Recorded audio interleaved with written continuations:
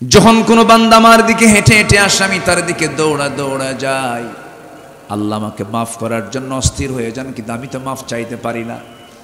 আল্লাহর কাছে আমরা মাফ চাবো। আল্লাহ রাব্বুল আলামিন বান্দাকে সুন্দর করে এবার আশার দিক তুলে ধরে সুন্দর করে বলছেন, কুল ইয়া ইবাদিয়াল্লাযীনা আসরাফু আলা আনফুসিহিম লা তাকনাতু মির রাহমাতিল্লাহ ইন্নাল্লাহা ইয়াগফিরুদ যুনুবা জামিআ। হে আমার বান্দারা, আমার রহমত থেকে নিরাশ হয় না। চিন্তা করো কেন বান্দা, আমার কাছে মাফ চেয়ে নাও। তোমার গুনাহ যত বড়, আমার রহমত তার চাইতে অনেক বেশি বড়। সব গুনাহ আমি আল্লাহ মাফ করে দেব। আমার বন্ধুগণ, তওবা গুরুত্বপূর্ণ বিষয়। তওবা যদি করতে পারি, অবশ্যই আল্লাহ রাব্বুল আলামিন মাফ করবেন। তবে যার চোখে আল্লাহর ভয়ে পানি বের হবে, যার চোখ দিয়ে অশ্রু ঝরবে, সে ব্যক্তি জাহান্নাম যাবে না। আমরা কাঁদবো কয় জায়গায় বলেন? কয়জনের কাছে কাঁদবো আমরা? বলেন, কার কাছে কাঁদবো আমরা? মানুষের কাছে কেঁদে কি লাভ আছে নাকি? বউ কান্না করবে স্বামীর কাছে, স্বামী বলবে তুই অভিনয় করিস। স্বামী কাঁদবে, বউ বলবে তোমার অভিনয়, তোমার চোখের পানির কোনো দাম নাই। পৃথিবীর কোনো মানুষের কাছে কাঁদবেন, বলবে তোর ধান্দা কি, কান্দিস কেন? পৃথিবীতে আপনি যেখানে কাঁদবেন সেখানে লস, কোনো লাভ নাই। কিন্তু একটা জায়গায় বান্দা যদি কাঁদতে পারো, তুমি কি জানো তোমার এক ফোঁটা চোখের পানি 7টা জাহান্নামের আগুন নিভাইয়া দিতে পারে। কার কাছে কাঁদবো আমরা? আল্লাহর কাছে আমরা কাঁদবো। আমার নবীজির চোখের পানি এত পরিমাণ ঝরতো। রাসূল, আজকে মুসলমানদের এই ক্রাইসিস, এই সংকট যে আমরা লক্ষ্য করছি, এটার মূল যে কারণ অন্য কিছু নয়। মূল কারণ হচ্ছে মুসলমান তার নিজস্ব সভ্যতা থেকে, মুসলমান তার নিজস্ব তাহজিব তামাদ্দুন থেকে, মুসলমান তার জীবন বিধান ইসলাম থেকে, কোরআন থেকে ছিটকে পড়ার কারণেই মুসলমানদের এই চরম দুর্দিন আজকে মুসলমানকে অতিক্রম করতে হচ্ছে। সম্মানিত ভাইয়েরা, বারবার ফিরে আসছে মাহে রমজান, বারবার ফিরে আসছে সংশোধন হওয়ার জন্য আল্লাহ পাকের বরকতময় এই মাস, যা আমাদের দোরগড়ায় নাড়া দিচ্ছে, কড়া নাড়ছে। আর মাত্র 13-14 দিন পরেই আমরা মাহে রমজান পাব ইনশাআল্লাহ। বলি আল্লাহ যেন আমাদেরকে ওয়াবাল্লিগনা রমাদান, রমাদান পর্যন্ত যেন আল্লাহ পাক আমাদেরকে পৌঁছায় দেন। জোরে বলি আল্লাহুম্মা আমিন। আল্লাহ পাক এগুলো কেন দিয়েছেন? আমাদেরকে ভালো হওয়ার জন্য দিয়েছেন। রমাদান এই প্রশিক্ষণ, এই দীর্ঘ 1 মাসের যে এই প্রশিক্ষণের মাস আল্লাহ পাক আমাকে আপনাকে দিলেন কেন? আমি যেন গুরুত্বপূর্ণ একটা গুণ অর্জন করতে পারি, সেটা হলো মুত্তাকি যেন হতে পারি। ইমানদারের জীবনের সবচেয়ে বড় একটা যোগ্যতা, বড় একটা প্রাপ্তি হচ্ছে সে মুত্তাকি হতে পেরেছে কিনা। আর সেই মুত্তাকি হওয়ার জন্য আল্লাহ পাক স্পেশালি কুতিবা আলাইকুমুস সিয়াম কামা কুতিবা আলাল্লাযীনা মিন ক্বাবলিকুম লাআল্লাকুম তাত্তাকুন। এটার ফলাফল হলো তুমি মুত্তাকি হতে পারবে। কিন্তু কোথায়? রমজান তো বারে বারে আসে, হোটেলের সামনে লেখা থাকে যে পর্দার সহিত ভিতরে খাবারের ব্যবস্থা আছে। আমি কি ভুল বলতেছি? এরপরে রমজান মাসে মদের দোকান খোলা আছে কিনা বলেন? খোলা থাকে কিনা? খোলা থাকে, যেটা অন্য মাসেও হারাম। এরপরে রমজান মাসে যেগুলো নিষিদ্ধ কাজ, সেই কাজগুলোও কিন্তু আমার দেশে চলমান, শুধু নয় গোটা পৃথিবীতেই চলমান। রমজান যা চায়, রমজানের যে ফলাফল, সেই ফলাফল আজকে মুসলমানদের মাঝে অনুপস্থিত। সম্মানিত হাজিরিন, আমি যেটাকে ইঙ্গিত করতে চাচ্ছি সেটা হলো এনিওয়ে আমাকে হুকুম মেনে চলতে হবে জীবনের সকল জায়গায়। কার? আসতে বলবেন না, কার? আল্লাহ। আল্লাহর হুকুম মানতে গেলে কিছু কিছু জিনিস থেকে বাঁচতে হবে। তাকওয়া শব্দটা হচ্ছে ওয়াকিউন থেকে এসেছে, যার অর্থ হলো বেঁচে থাকা, পরহেজ থাকা। সর্বপ্রকার এই জাগতিক জীবনের মানবীয় দুর্বলতার যে দিকগুলো আছে, যে গুনার দিকগুলো আছে, সেই গুনাহ থেকে নিজেকে দূরে রাখা, এটাই হচ্ছে তাকওয়া। কিন্তু আজকে কোথায় আমরা সে যোগ্যতা তো হাসিল করতে পারিনি। আমাদের সুদের অঙ্ক ঠিকই কষতে হচ্ছে, ঘুষের কারবার ঠিকই চলছে, জেনার লাইসেন্স ঠিকই দেওয়া হচ্ছে, সব কিছুই কিন্তু চলছে। তাহলে আল্লাহ তাআলা আমাকে জান্নাত দিবেন কেমনে? আল্লাহ পাক কিছু শর্ত জড়িয়ে দিয়েছেন। কোরআনে কারীমের বিভিন্ন জায়গায় আল্লাহ তাআলা বান্দাদের ক্ষমার কিছু দিক তুলে ধরেছেন। এই সমস্ত কাজ করলে আমি তোমাদেরকে ক্ষমা করে দেব। কোরআনের আলোকে মহান আল্লাহ তাআলা যাদেরকে ক্ষমা করবেন, এই বিষয়ে আমি খুব সংক্ষিপ্ত করে কিছু কথা বলতে চাচ্ছি। আমি যদি ক্ষমা পেয়ে যাই, আমার আর কিছু লাগবে বলেন তো? আমার কিছু লাগবে না। ক্ষমা পেলেই আমি সব পেয়ে যাব। সেই ক্ষমা করার যোগ্যতা একমাত্র কার? আসতে বলবেন না, কার? আর ক্ষমা পাবার যোগ্যতা হাসিল করতে হবে কার? হ্যাঁ, আমাদেরকে। আমরা যেন ক্ষমা পাবার যোগ্যতা অর্জন করতে পারি। আল্লাহ ক্ষমা করবেন কেমনে? ক্ষমা পাবার যোগ্যতা তো থাকতে হবে। সেই যোগ্যতা হাসিলের জন্য আমি 5টা পয়েন্টে আমি একটু কথা বলতে চাচ্ছি কোরআনের আলোকে। আমি তো আমার কথা বলতে আসিনি। আমি আব্দুল্লাহ আল আমিন, আমি আমার ব্যক্তিগত কোনো কথা বলতে আসিনি। আমি এসেছি কোনো মোল্লার কথা নয়। কার কথা? আল্লাহর কথা। একটু কান লাগাবেন, একটু মনোযোগ দিয়ে কথাগুলো শুনবেন। আমি যদি ক্ষমা পেয়ে যাই, আমার আর কিচ্ছু লাগবে না। তো আল্লাহর কাছ থেকে ক্ষমা মানে কি? এর চাইতে বিশাল পুরস্কার আর বান্দার জীবনে দ্বিতীয়টা হতে পারে না।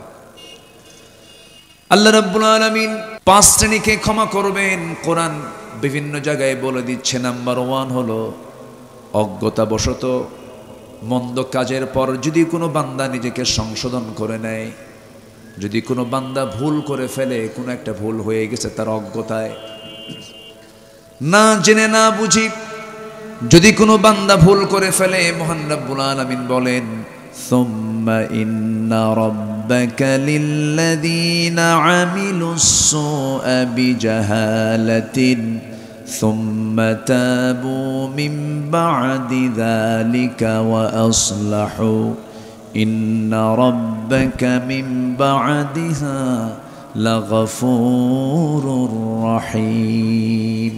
জোরে বলুন আল্লাহু আকবার।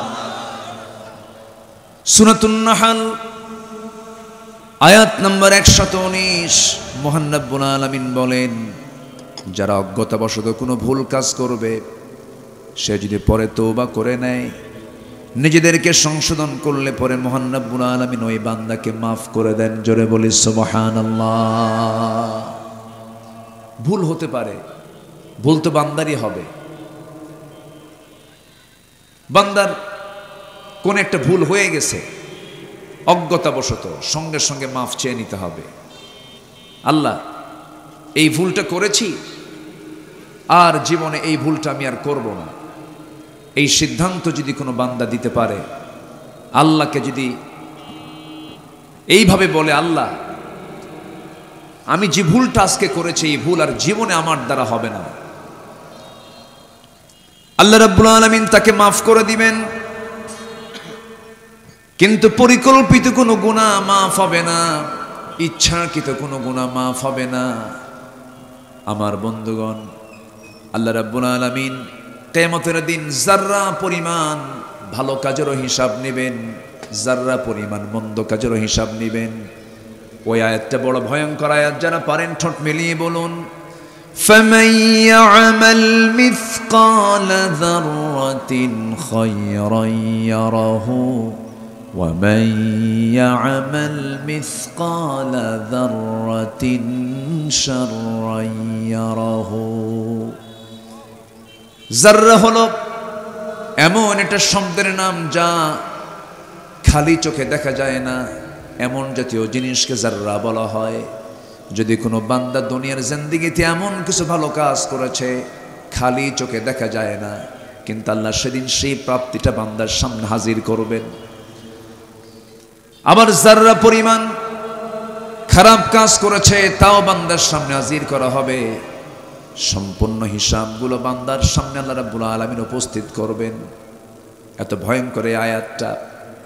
এই জন্য আমার বন্ধুগণ, ওই জীবনটাই সফল জীবন যে জীবনে গুনার পরিমাণ কম হবে, গুনার পরিমাণ কম হবে। আমার বন্ধুগণ, সেই জীবনটাই সফল যার জীবনে গুনার পরিমাণের চাইতে সওয়াবের পরিমাণটা বেশি। আর গুনাহ যদি থেকেও থাকে সেই গুনাহটা মারাত্মক কোনো গুনাহ নয়, বড় কোনো গুনাহ নয়। আল্লাহ রাব্বুল আলামিন বলেন, ইন তাজতানিবু কাবাইরা মা তুনহাউনা আনহু নুকাফির আনকুম সাইয়্যাতিকুম ওয়া নুদখিলকুম মুদখালান কারীমা। তুমি যদি বড় বড় কবিরা গুনাহগুলোকে যদি ছেড়ে দাও, ছোট ছোট গুনাহের দিকে আমি আল্লাহ নজরই দেব না।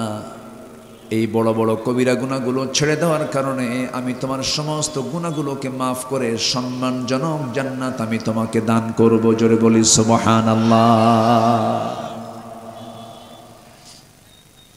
কবিরা গুনার থেকে বাঁচতে হবে। আমার নবীজি বললেন সাহাবে কেরাম কি, আলা উনাব্বিউকুম বিআকবারিল কাবাইর, আমি কি তোমাদেরকে বড় বড় কিছু কবিরা গুনার কথা বলবো নাকি? সাহাবীরা বললেন, ইয়া রাসূলুল্লাহ আপনি বলুন। রাসূল বললেন, আল ইশরাকু বিল্লাহ, আল্লাহর সঙ্গে শিরিক করা। নাম্বার 2, উকুকুল ওয়ালিদাইন, পিতামাতার সঙ্গে রূঢ় আচরণ করা। নাম্বার 3, কাউলুজ জুর, বাজে কথা বলা। এই যে তিনটা আমার রাসূল বড় বড় কবিরা গুনার কথা বললেন, এই তিনটা গুনাহ বুঝে আজকের সমাজে নাই। আসতে বলবেন না, আছে না নাই? আচ্ছা, আজকে আমার আলোচনার সাবজেক্ট হচ্ছে কোরআনের আলোকে মহান রব্বুল আলামিন কাদেরকে মাফ করবেন। মোটামুটি 5টা পয়েন্ট আমি কথা বলতে চাচ্ছি। নাম্বার 1 আমি শুরু করেছি। আমার ভাইরা, তিনটা বড় বড় কবিরা গুনাহ আমার রাসূল সাইন করলেন, নির্দিষ্ট করে দিলেন তিনটা বড় বড় কবিরা গুনাহ। নাম্বার 1 হলো আল ইশরাকু বিল্লাহ, আল্লাহর সঙ্গে শিরিক করা। শিরিক কি আছে? আসতে বলবেন না, আছে?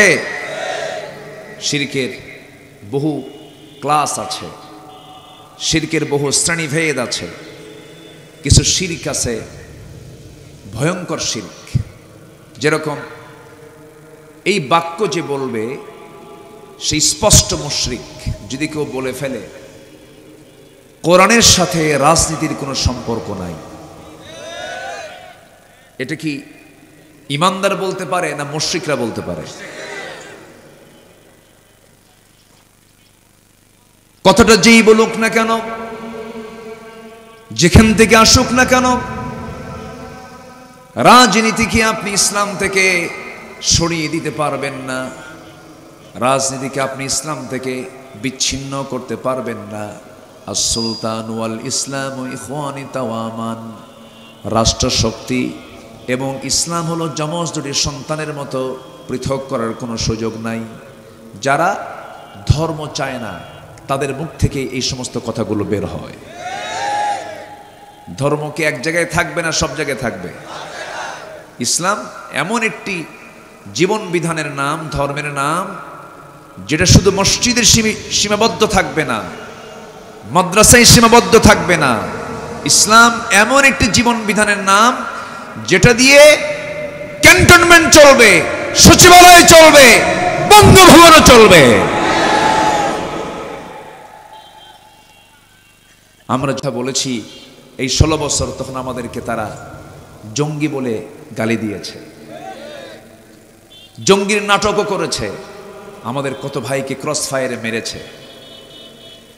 কিন্তু আজকে 6 মাস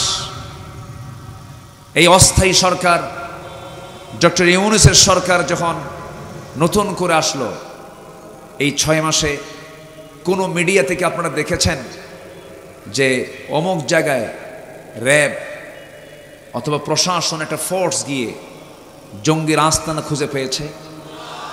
কোথাও কি এরকম নিউজ আপনারা পেয়েছেন 6 মাসে? একটা নিউজও পেয়েছেন? কেন পান নাই? এর কারণ হলো এই জঙ্গির যে নাটক, এই নাটকের যে পরিকল্পনা, চিত্রনাট্য, এটার যে প্ল্যান, এটার যে পরিকল্পনাকারী, এই নাটকের যিনি প্রযোজক তিনি এখন দেশে নাই, তিনি এখন দিল্লি গিয়ে বসে আছেন। সম্মানিত ভাইয়েরা, আর এই সমস্ত গালি আর চলে না, জঙ্গি রাজাকার এগুলো আর চলে না, এগুলো সব বন্ধ হয়ে গেছে, এগুলো আর চলে না। সম্মানিত হাজিরিন, তাহলে শিরকের গুনাহ আজকের সমাজে আছে না নাই? আসতে বলবেন না, আছে না নাই? সবচাইতে বড় মুশরিক সেই যে নামাজ পড়ার পরেও আল্লাহর দ্বীন জমিনে কায়েম হোক এটা চায় না। আমার দেশে নামাজি কাফের আছে, আমার দেশে নামাজি মুশরিক আছে, আমার দেশের নামাজি মুনাফিক আছে, আছে না নাই?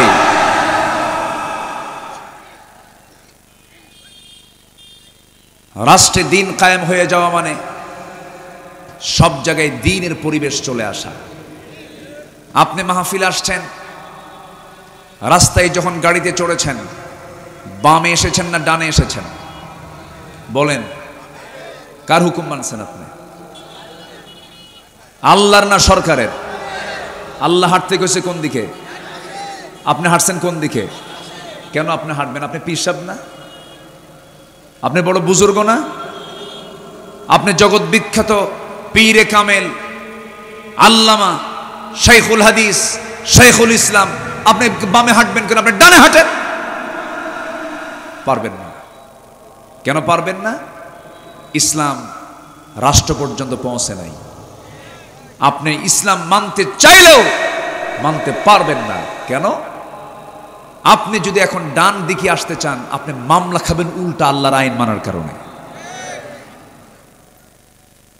উল্টা মামলা খাবেন, ট্রাফিক মামলা খাবেন আপনি। তাহলে ইসলাম আপনি মানতে যদি চান পরিপূর্ণরূপে, তার বাস্তব পরিপূর্ণ রূপ যদি আপনি দেখতে চান, ইসলাম পৌঁছা দিতে হবে হলো রাষ্ট্রের জায়গায়। ঠিক কিনা বলেন? এটাকে যারা মানতে নারাজ, যারা বলেন না শুধু ইসলাম কোরআন থাকবে মসজিদ মাদ্রাসার ভিতরে, আমরা রাষ্ট্রে চাই না, আমরা অন্য কোনো জায়গায় চাই না, এরকম যদি কেউ মনে করেন, তাহলে ভাবতে হবে তার মধ্যে শিরকের গন্ধ আছে না নাই? আছে। আমার নবীজি বলেছেন সবচাইতে বড় গুনাহ হলো আলা উনাব্বিউকুম বিআকবারিল কাবাইর, সবচাইতে বড় কবিরা গুনাহ হলো শিরকের গুনাহ করা। শিরকের গুনাহ মহান রব্বুল আলামিন নিজেও মাফ করবেন না, ওয়াদা করেছেন। وَمَن يُشْرِكْ بِاللَّهِ فَقَدْ حَرَّمَ اللَّهُ عَلَيْهِ الْجَنَّةَ, যে ব্যক্তি শিরক করবে আল্লাহ রাব্বুল আলামিন তার জন্য জান্নাতকে বাজেয়াপ্ত করে দিয়েছেন, তাকে জান্নাত দিবেন না তিনি, সোজা কথা। এই জন্য শিরকের ধারে পাশে আমরা যাব না। আমরা যে বিধানটা মানব, বিধান মানতে হবে একটাই বিধান, তার নাম কার বিধান? আসতে বলবেন না, কার বিধান? আল্লাহর বিধানকে মানবো আমরা, এক জায়গায় না সব জায়গায়। আল্লাহ রাব্বুল আলামিন দেখেন কি ব্যালেন্স করেছেন। রাষ্ট্র যারা ক্ষমতা পাবে, রাষ্ট্রীয় ক্ষমতায় বসবে যারা, আল্লাহ রাব্বুল আলামিন তাদের জন্য মাত্র 4 দফা দিয়েছেন, যেখানে তার হক আছে, বান্দার হক আছে, ব্যালেন্স করে যে আইনটা দিলেন, বললেন 4 দফা তোমরা সে রাষ্ট্রে কার্যকর করো। আল্লাহ বলছেন আল্লাযীনা ইম্মাক্কান্নাহুম ফিল আরদি আকামুস সালাহ ওয়া আতাফুস যাকাতা ওয়া আমারু বিল মা'রুফি ওয়া নাহাউ আনিল মুনকার ওয়ালিল্লাহি আকিবাতুল উমুর। জোরে বলুন আল্লাহু আকবার। দুনিয়ার জিন্দেগিতে আমি যাদেরকে রাষ্ট্রীয় ক্ষমতা দেব তাদের জন্য 4 দফা। নাম্বার 1 হলো তারা ক্ষমতা পেলেই তারা কি করবে? নামাজটাকে কায়েম করবে। এটা কি কোনো ব্যক্তির পরামর্শ? কার পরামর্শ? কোন কিতাবে আসছে? যদি এটা না মানতে চান তাহলে ওই আয়াতটা বাদ দেন কোরআন থেকে। যারা রাষ্ট্র নিয়ে চিন্তা করেন, যারা রাষ্ট্রের চিন্তা নিয়ে থাকেন, রাষ্ট্রের কল্যাণ নিয়ে ভাবেন, তাহলে ওই আয়াতটা, যে আয়াত আল্লাহ বললেন দুনিয়াতে যাদেরকে রাষ্ট্র ক্ষমতা দেওয়া হবে তারা 4 দফা বাস্তবায়ন করবে, এর মধ্যে 1 নাম্বার করবে হচ্ছে তারা নামাজকে কায়েম করবে। যদি আপনারা না মানতে চান তাহলে বুঝতে হবে আপনারা ওই আয়াতকে অমান্য করেছেন। আল্লাহ পাক বলছেন রাষ্ট্র ক্ষমতা পেলে পরে 1 নাম্বার কাজ হলো নামাজকে কায়েম করো।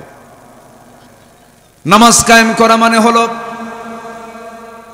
প্রধানমন্ত্রী পিছনে মন্ত্রী পরিষদ নামাজ পড়বে, ডিসির পিছনে তার নিম্ন পদস্থ কর্মকর্তারা নামাজ পড়বে, এসপির পিছনে ওসিরা নামাজ পড়বে, চেয়ারম্যানদের পিছনে মেম্বাররা নামাজ পড়বে। নামাজ কেন্দ্রিক সবকিছু পরিচালিত হবে। প্রত্যেকটা জায়গায় নামাজ প্রাধান্য পাবে এবং নামাজের নেতৃত্ব সমাজে চালু হয়ে যাবে। আমার নবীজি যে নেতৃত্ব চালু করেছিলেন সেই নেতৃত্বকে বেনামাজি নেতৃত্ব না নামাজি নেতৃত্ব? নামাজি নেতৃত্ব তিনি জারি করেছিলেন। রাসূল যখন দুনিয়া থেকে বিদায় নেবেন, বিদায় নেওয়ার প্রাক্কালে আমার নবীজি শেষ সময়ে কয়েক ওয়াক্ত নামাজ তিনি জামাতে আদায় করতে পারেন নাই। সেই সময় রাসূল বলেন, আয়েশা রে, তোমার বাবাকে বলো আমার মুসাল্লায় দাঁড়ায় যেন আমার দায়িত্বটা পালন করে। মানে তিনি বুঝায় দিলেন এই যে আমার মুসাল্লা আবু বকর দাঁড়াবে, পরবর্তী খেলাফতের দায়িত্ব আমার আবু বকরই পেয়ে যাবে। জোরে বলে সুবহানাল্লাহ। নামাজ থেকে নেতৃত্ব আসবে। যে দলের দলীয় কর্মসূচিতে নামাজের কর্মসূচি নাই, যে দলের কর্মীদের ভিতরে নামাজের তাকিদ নেই, যে দলের দলীয় জনসভায় গেলে পরে জোহর লাগে না, আসর লাগে না, মাগরিব লাগে না, নেতা নিজেও নামাজ পড়ে না, কর্মীও নামাজ পড়ে না, সেই নেতৃত্বের মুখে আমরা জুতা মারি, থুতু মারি, এগুলো মানি না। কারণ সবচেয়ে বড় চ্যালেঞ্জ হলো ক্ষমা পেতে হবে কার কাছে? কার কাছে ক্ষমা পেতে হবে? আল্লাহর কাছে। আপনি কি জানেন একটা নেতৃত্ব মেনে নেওয়া মানে হাসরের দিন ওই নেতৃত্বের সাথে আপনাকে উঠতে হবে। জেনে শুনে নেতৃত্ব মানতে হবে। আপনি বেনামাজি নেতৃত্ব মানবেন, দুনিয়াবি নেতৃত্ব মানবেন, বড় বেকায়দায় পড়ে যাবেন কিয়ামতের দিন। ইয়াউমা নাদউ কুল্লা উনাসিম বিইমামিহিম। সেই দিন কোন দিন? হাসরের দিন। আল্লাহ প্রত্যেক ব্যক্তিকে তার নেতা সহ ডাক দিবেন। তাহলে বলুন তো শুধু বিপদ না সমূহ বিপদ? বিশাল বিপদের সম্মুখীন হয়ে যাব। এজন্য যে দল ইসলামকে পরিপূর্ণরূপে মানতে চায় না, শুধু কৌশল করে, মূল্যবোধে বিশ্বাসী, ধর্মীয়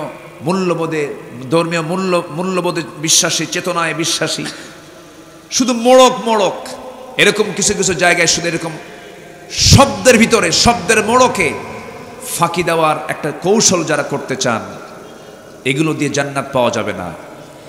সকল কিছুতে একদম পরিষ্কার করতে হবে, ইসলাম সব জায়গায় মানতে হবে মুসলমান।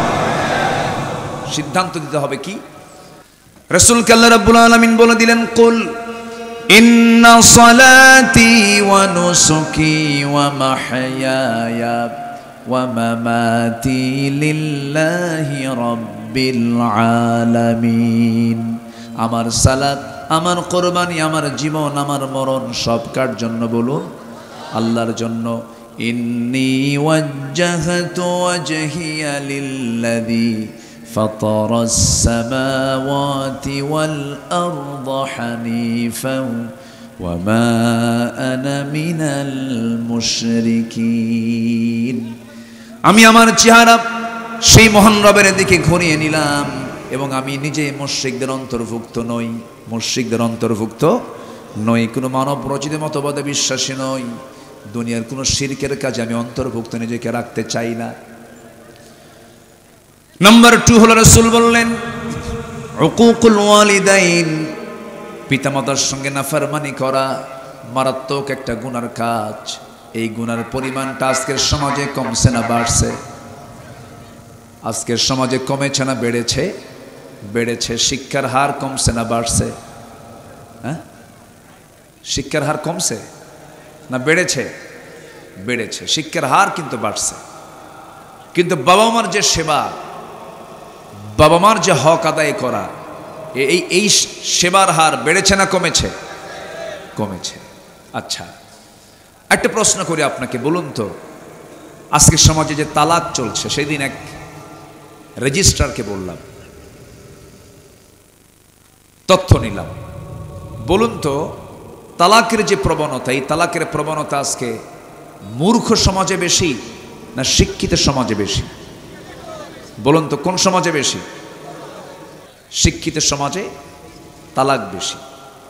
তার শিক্ষার ফলাফল যদি সংসার না টেকে,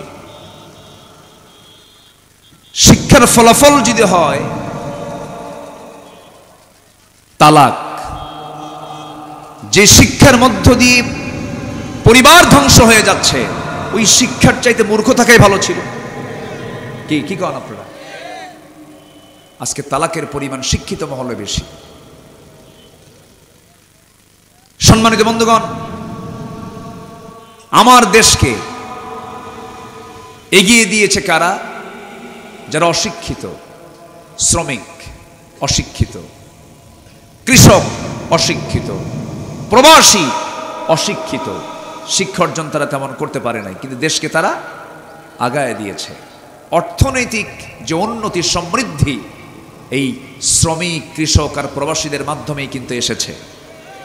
তাহলে মূর্খ অশিক্ষিত মানুষগুলো দেশকে আগায় দিল, দেশকে পিছায় দিল কারা? কোন শিক্ষিতরা? কোরআন শিক্ষা শিক্ষিতরা না। এখানেই তো সমস্যা। আজকে দেশকে পিছিয়ে দিল কারা?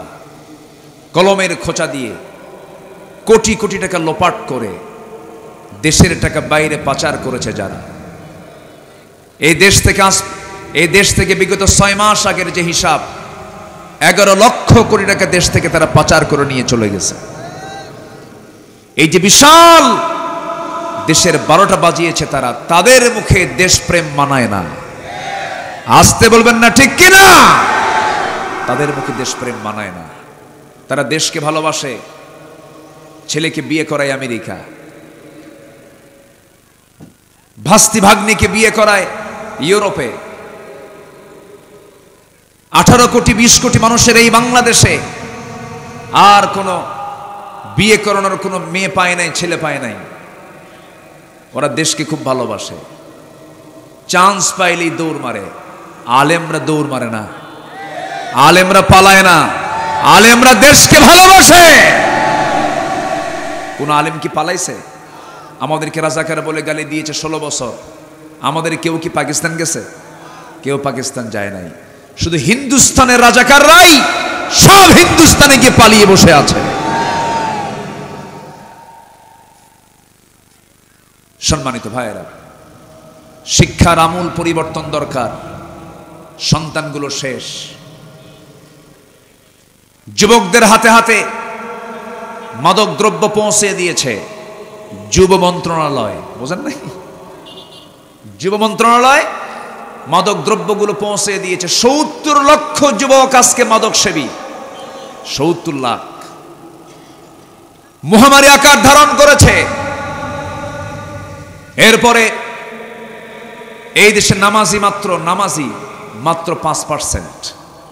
5% মুসলমান নামাজ পড়ে, বাকি 95% মুসলমানের নামাজের কোনো খবর নাই। অথচ এই দেশে ধর্ম মন্ত্রণালয় ছিল, যুব মন্ত্রণালয় ছিল, সমাজ কল্যাণ মন্ত্রণালয় ছিল, এতগুলো মিনিস্ট্রি থাকার পরেও নামাজের সংখ্যা তো কমলো কেন? নামাজি কেন পারে না? ধর্ম মন্ত্রণালয় শুধু ছিলই বটে, তাদের কোনো ভূমিকা ছিল না। আমরা স্পষ্ট হয়েছি, সবাই আমরা বুঝতে পেরেছি এই 53 বছর যারাই ছিলেন তারা নামাজের সরকার ছিলেন না। সব দেখা শেষ। কেউ চালিয়েছে 25 বছর, কেউ চালিয়েছে 16 বছর, কেউ চালিয়েছে 9 বছর, কেয়ারটেকার গভর্নমেন্টটা কয়েক বছর। সব দেখা শেষ। আগামীর দেশ আমরা দেখতে চাই কোরআনের বাংলাদেশ। আগামীর সরকার আমরা দেখতে চাই নামাজের সরকার। রাজি আছেন কারা কারা? হাত উঁচু করে দেখান।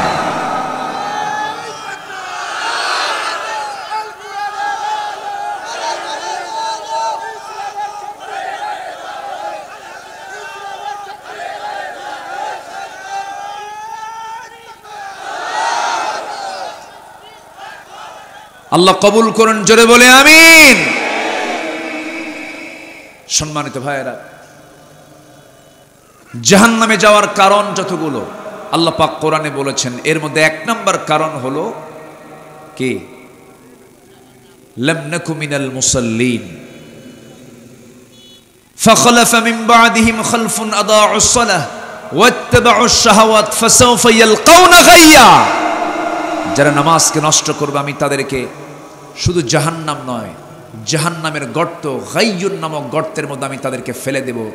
1 নম্বর অপরাধ হলো নামাজকে নষ্ট করবে যারা। যারা নামাজ নষ্ট করবে তাদের শাস্তি সবচাইতে কম না সবচাইতে বেশি? অথচ এটা নিয়ে তাদের কোনো চিন্তাই নেই। যাদের ভিতরে পরকালীন জবাবদিহিতা কাজ করে না, যে নেতৃত্বে পরকালীন জবাবদিহিতা নাই, সেই নেতৃত্বে আমরাও, বলেন সেই নেতৃত্বে আমরা। আমাদের মূল লক্ষ্য হচ্ছে ক্ষমা। মূল লক্ষ্য কি? আমাকে কে ক্ষমা করবেন? আল্লাহ। আমি 1 নম্বর বলেছি, অজ্ঞতাবশত যদি কেউ ভুল করে ফেলে, সে যদি মাফ চেয়ে নেয়, আল্লাহ তাকে মাফ করে দেন। যেরকম সুবহানাল্লাহ। একটা বিষয় আমি ক্লিয়ার করলাম, দল করতেই হবে। সেই দল দুনিয়ার কোনো দল নয়, সেই দল করতে হবে কার দল? যে দলের মূল লিডার হচ্ছেন একজন, তিনি হচ্ছেন মুহাম্মদুর রাসূলুল্লাহ।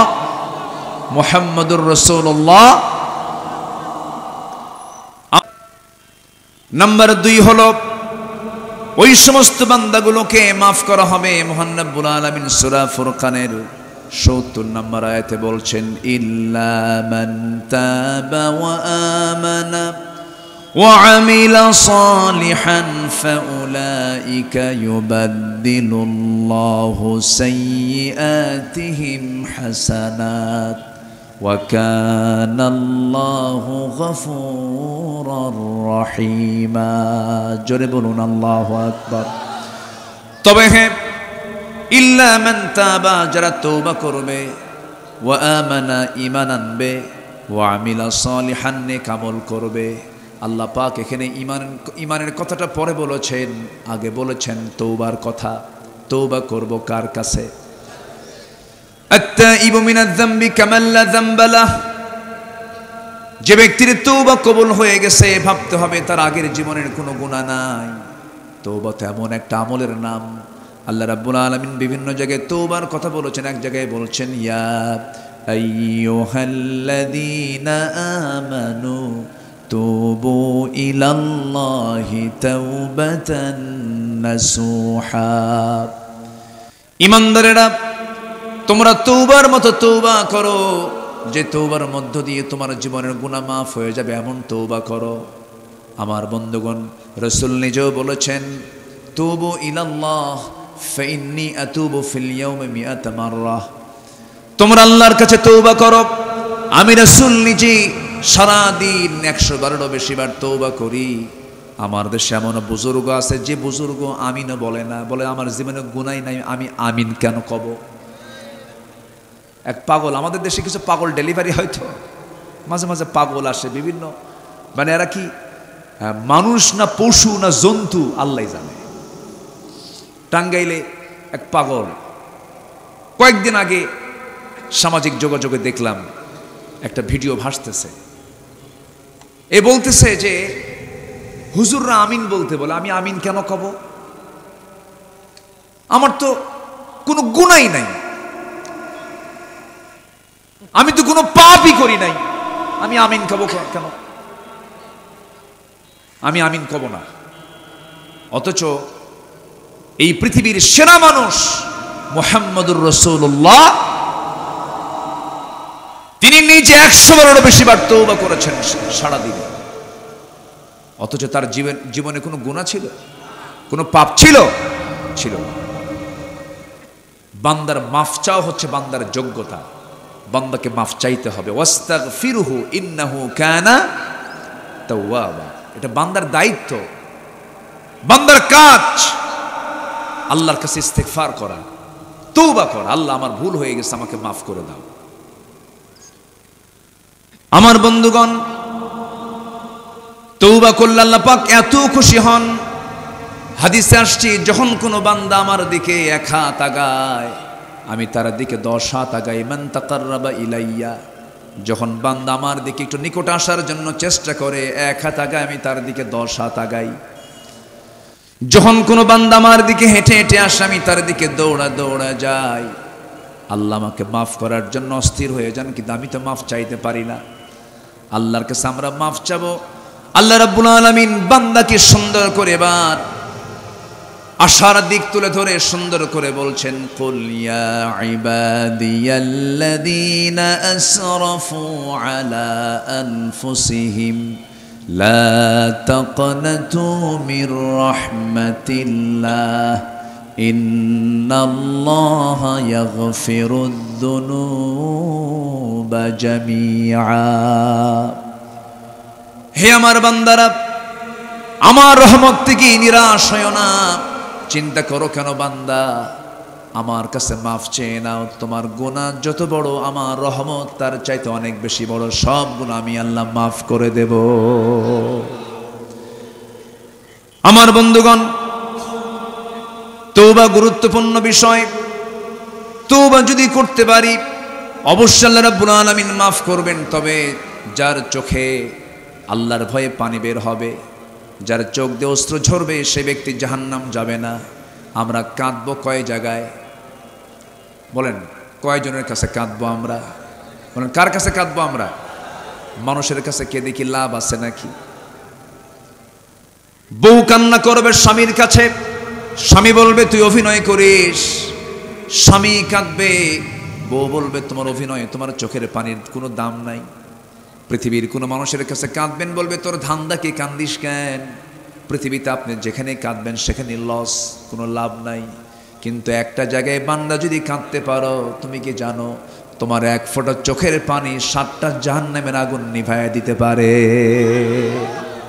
কার কাছে কাঁদবো আমরা? আল্লাহর কাছে আমরা কাঁদবো।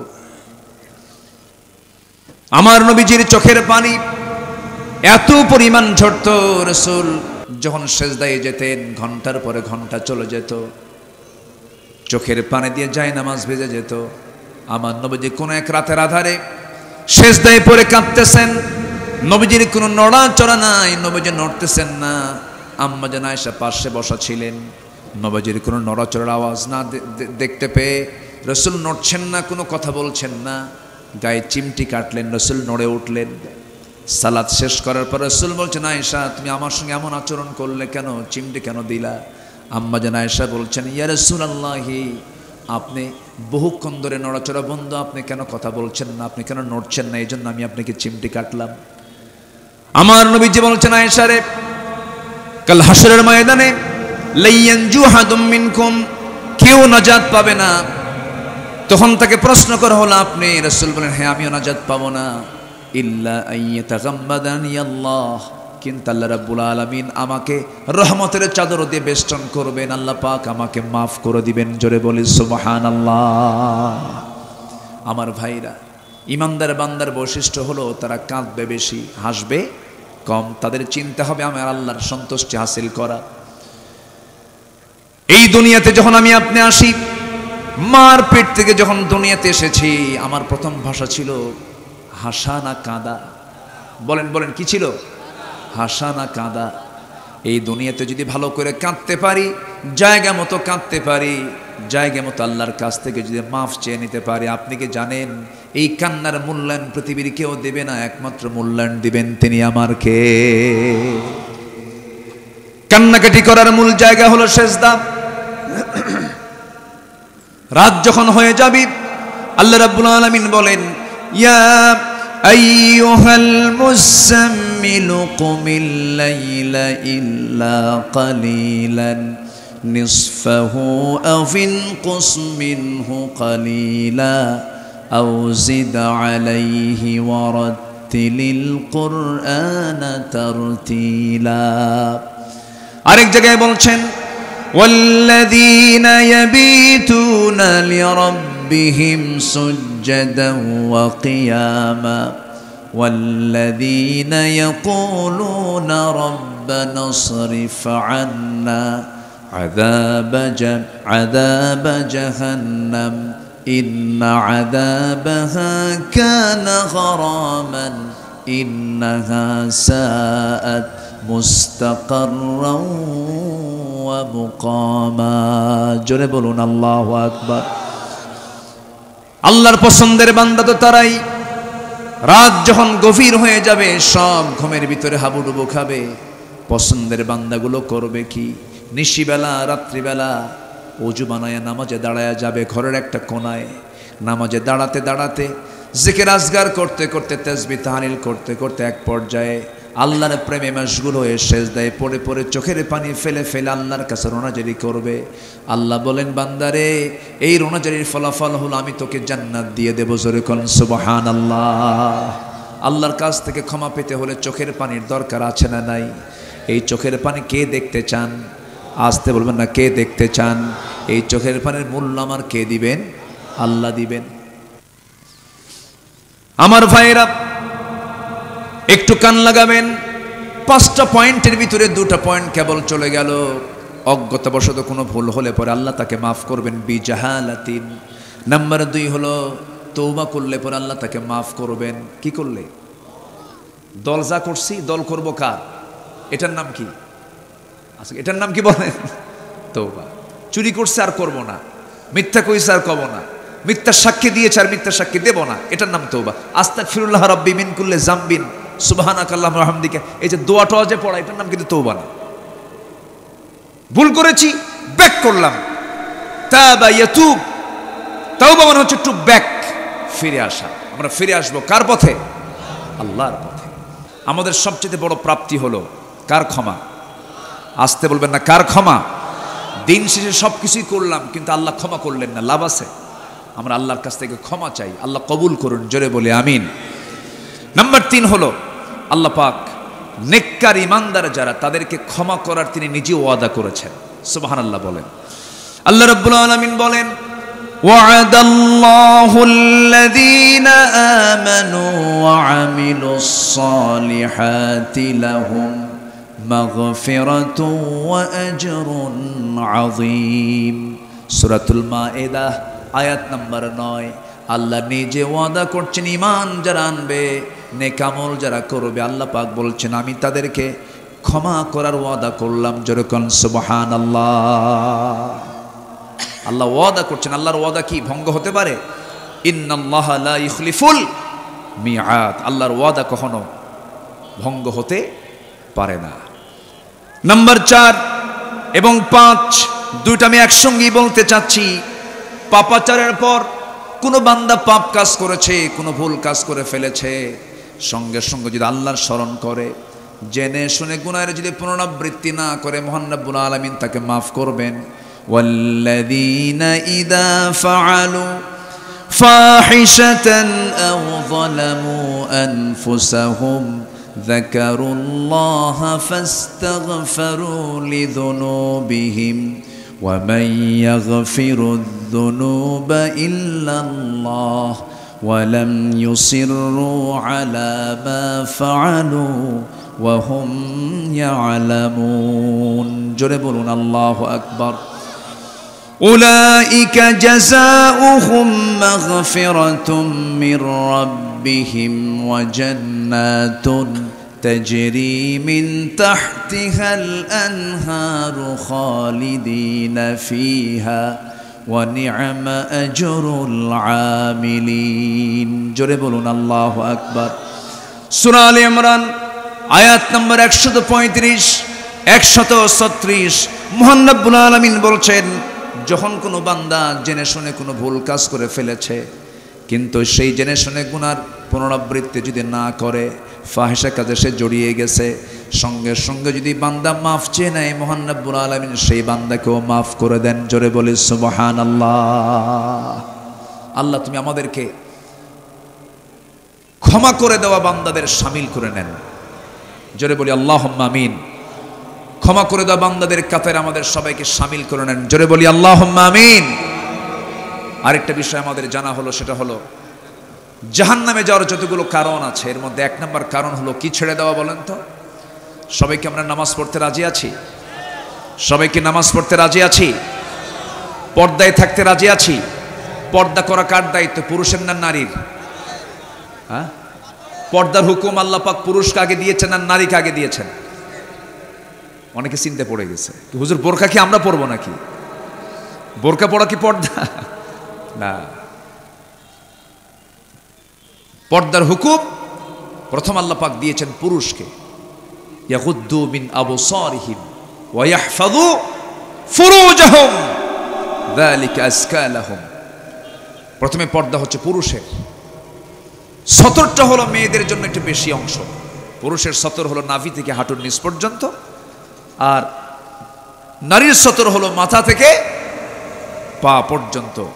মুখ যদিও সতরের আওতা মুক্ত, কিন্তু মুখটাকেও ঢেকে ফেলা এটা পরহেজগারিতার একটি অংশ। যদিও মুখটাকে সতরের আওতা মুক্ত করা হয়েছে, কেন? এসেনশিয়াল মানে প্রয়োজনীয় অঙ্গ প্রত্যঙ্গগুলো আছে মুখে, যেরকম চোখ দেখার জন্য, নাক শ্বাস প্রশ্বাস নেবার জন্য, মুখ খাবার গ্রহণের জন্য। এটাকে আপনি যদি ঢেকে ফেলাকে যদি আপনি সতরের আওতাভুক্ত করে দেন, তাহলে মানুষ খাবে কেমনে, দেখবে কেমনে, শ্বাস প্রশ্বাস নেবে কেমনে? কিন্তু এর মানে এটা না যে আপনি মুখটাকে বের করে থাকবেন না। ফিতনা থেকে বাঁচার জন্য একটা দেহের রাজধানী হলো মুখ, এই মুখটাকে ঢেকে ফেলার প্রয়োজন। আসতে বলবেন না, আছে না নাই? আচ্ছা, তবে হ্যাঁ, খুব বেকায়দা হলে, ভিন্ন হলে সেটা ভিন্ন কথা। কিন্তু আমার মা যারা আলোচনা শুনছেন, সময় যেহেতু কম পেলাম, অন্তত 2-1টা কথা তো একটু বলা দরকারের মাঝে। আপনার মুখটা আজকের সমাজের যে চিত্র, সামাজিক অবস্থা অনুযায়ী, প্রেক্ষাপট অনুযায়ী আপনার মুখটা ঢেকে ফেলাই হচ্ছে 1 নম্বর পর্দার একটি কি বলেন, অন্তর্ভুক্ত। 1 নম্বর পর্দার অন্তর্ভুক্ত হচ্ছে মুখটাকে ঢেকে ফেলা। আল্লাহ রাব্বুল আলামিন মাদেরকে কমপ্লিট পর্দা করার তৌফিক দান করুন। জোরে বলি আল্লাহুম্মা আমিন।